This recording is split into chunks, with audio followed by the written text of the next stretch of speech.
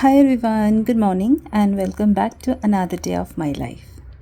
সকালবেলাগুলো যে কিভাবে কেটে যাচ্ছে সে আর কী বলবো। ঘড়ির কাঁটা যেন কোনো ট্রেন ধরবে বলে দৌড়চ্ছে।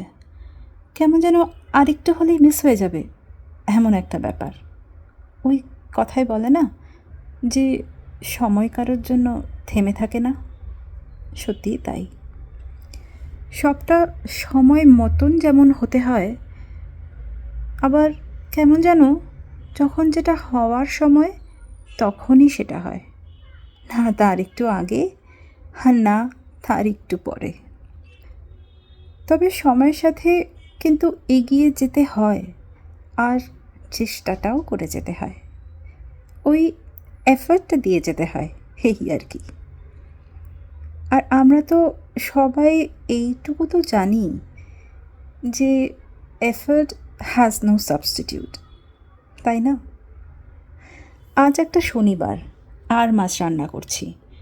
বাবাই আর রাজীব দুজনেই খুব ভালোবাসে, যদিও রাজীব একেবারেই মাছের ভক্ত না, ওই একটা মাছ ছাড়া।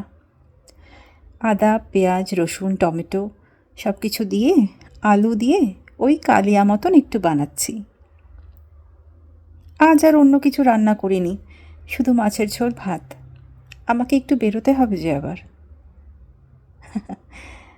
তাই আজ এই পর্যন্তই থাক।